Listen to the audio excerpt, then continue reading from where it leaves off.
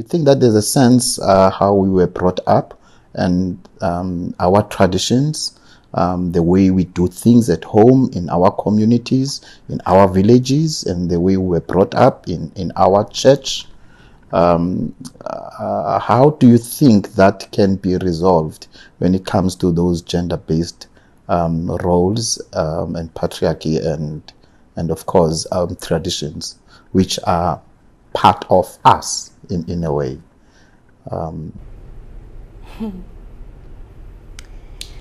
Taking it traditionally, yeah, we know edlozini umthetho ngumthetho. It starts there, umthetho ngumthetho. If umama was not married to utata, there were certain things that you cannot do. So now if we are trying to find a solution of how we can solve yonke lento that's happening, it has to be taken mandulo, starting with abantu abalele ukuthula. And with each church,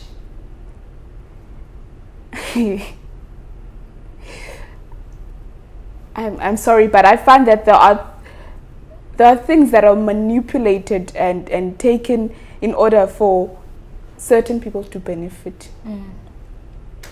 So now if we're saying that we're taking it to church, and if a male, like I like watching Abafundisi, there was this guy who was saying that he cannot have a woman standing on the pit and preaching.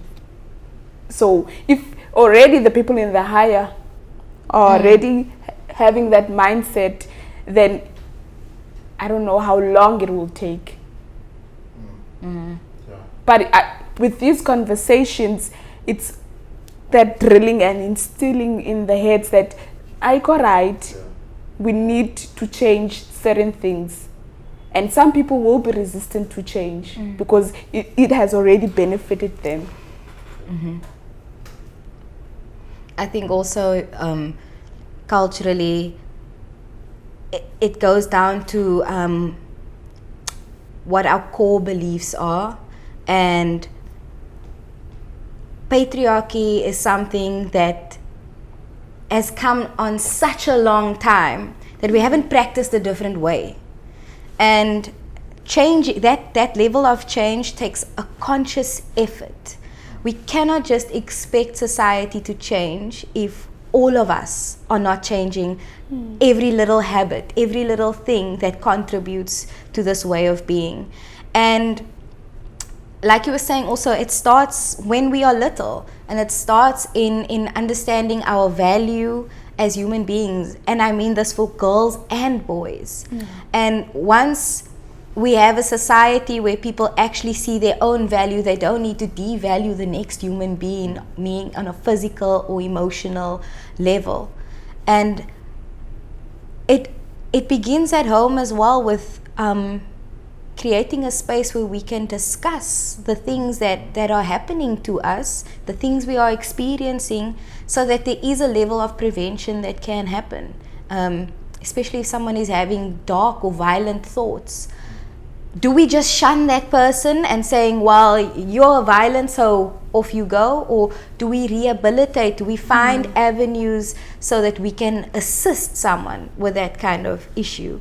And I think the second part for me is also the lack of consequence that is within our society.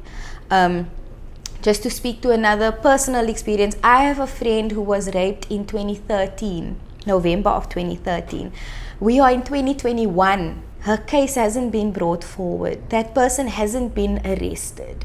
That person has lived a whole life, and her life ended on that day because of the way she was violated, the trajectory of how things happened for her, and the lack of resources for that healing process on her side.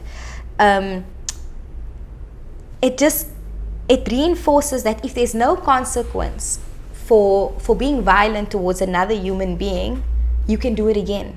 And you can do it again, you know. And if that consequence is only coming in 10 years anyway, I've got 10 years to do it, you know. And I think one of the main things that we can start to do is to deal with it now. Yeah. Wow. So this takes me to your response and your creative expression, the work, when you responded to the call of being part of this campaign, Body of Evidence. You know, it's not like you had that much time to think about it and you went away to write a script, but there was a particular impulse that you responded with because of you were already aware of what was happening and that South Africa is at the tipping point of this gender-based violence and femicide, and the fact that the statistics are telling us that every 3 hours a woman dies in South Africa. That's scary. So just quickly, tell me about your responses, your creative responses to the work and the work that you did as part of a Body of Evidence. Manqale ngawe Vuvu. What were your choices and why you? Yeah. So, with me, I had just came back from a 3-day workshop with Chrysalis Academy with gender equity and reconciliation.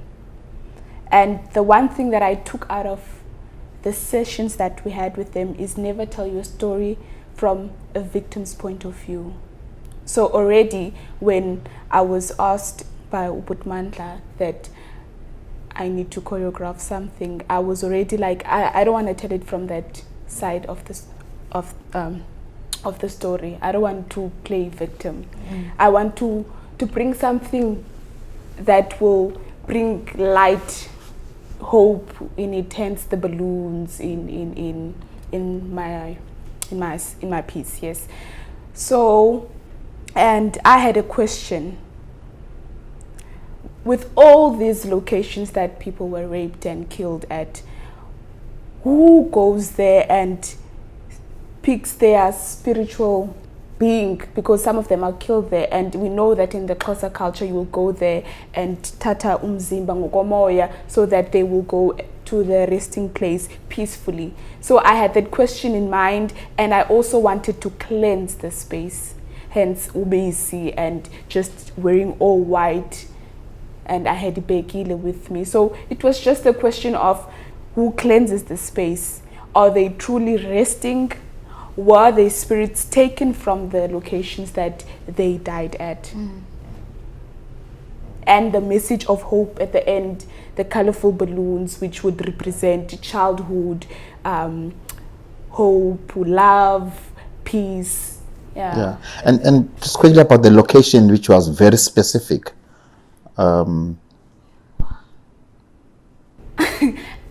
The location, because of Uyinene, I had to respect it in many ways with my whole being. I had to think and really go there with the intention of doing justice because of what happened to her. Woo.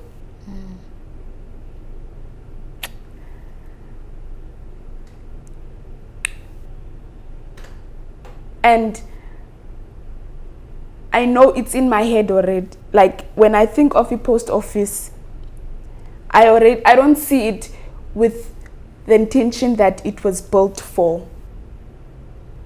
So when I think of a post office, I already know that someone died there. So for me, I wanted to clear that in my head that it's a space for public use. It's a space for people to go there and get their things done properly, not what happened. Yeah.